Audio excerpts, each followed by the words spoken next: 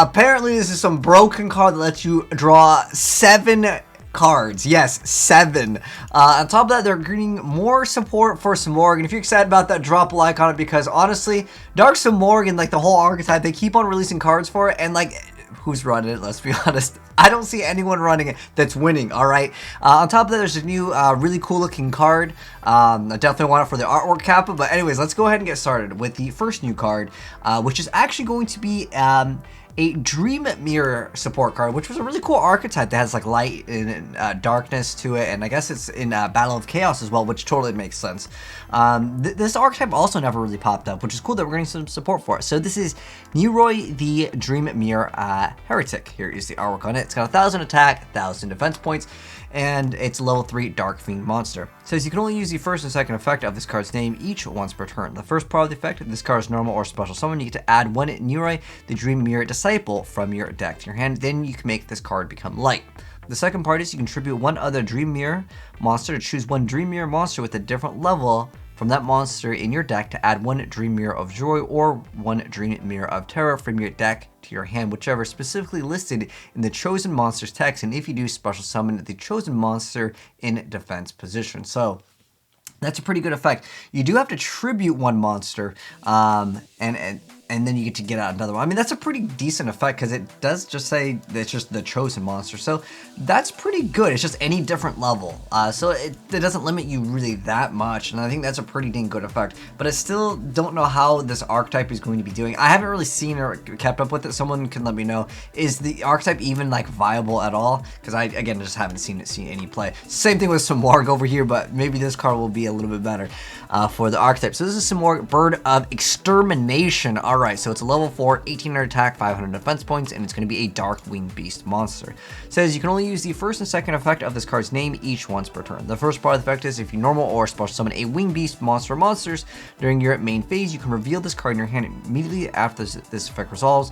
Normal summon 1 Simorg monster. Okay.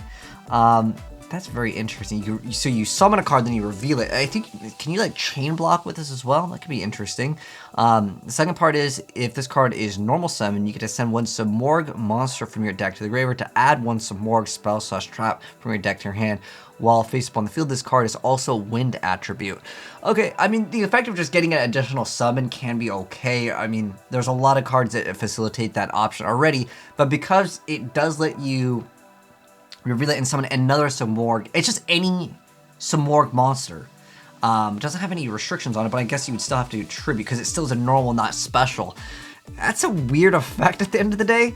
I don't really know what other like Simorg spell traps would make this viable, but it does let you dump 1 to add 1, so that definitely facilitates the ability to get out Dark Simorg. But like, again, traps, and I've mentioned this several times, just have kind of been phased out in a lot of different decks. There's new Dino Waifus, that's a heavy trap based deck, but I don't know if it's going to be like S tier in the meta zone, but also the wind attribute, it's just for their archetype. Anyways, next up we have Alice, Lady of Lament. So here is the artwork on her. Like I said, this one looks really cool. 0 attack, 2,000 defense points, and it's level 3 Dark Fiend effect monster. It says you can only use the first and third effect of this card's name each once per turn. The first part of it is you can banish 1 trap from your hand or graveyard to special summon this card from your hand. The second part is when this card is normal summon, you can target 1 Lady of Lament monster graveyard and special summon it. Oh, but that's only when it gets normal, but the effect is to special it. Okay.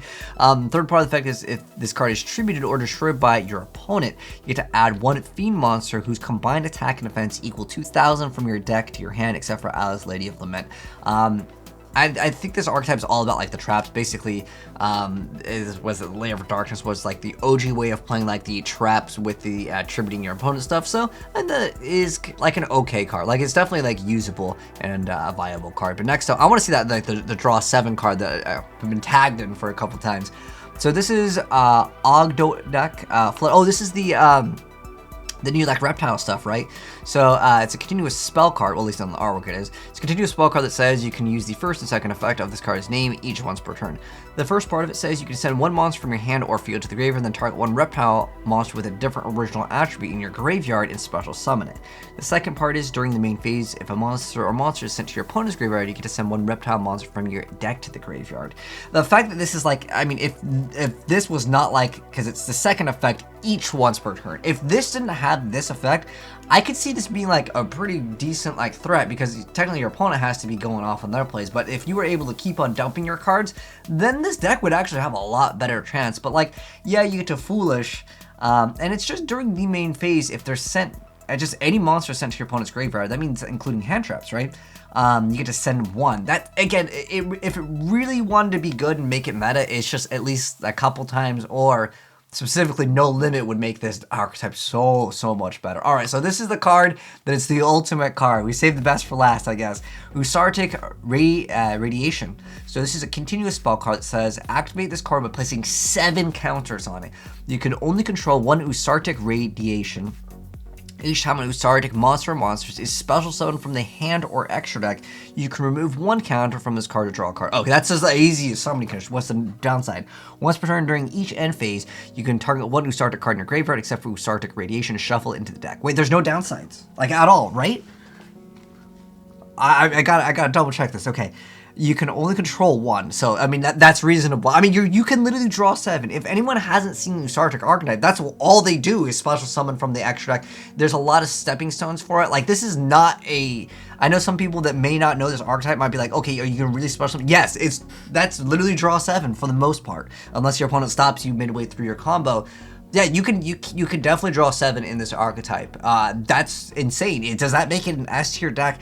I mean, anything with potentially drawing 7 is insane. I don't remember the Usartics. I haven't seen them in a while, but I will probably definitely see them and get you guys gameplay of them very soon, as I think any archetype that has a potential draw 7, yeah, people are going to want to play it, because you can draw during hand traps, and at that point, it doesn't really matter how good your archetype is. You don't need 50 negates turn 1, just 2 to 3, and then just draw into all the hand traps for the extra negates. That's an insane effect for sure, but I'm curious to know, has anyone been playing Usartics? Does this actually make it like super good? I think it definitely is going to be good. Like I said, 7 is insane.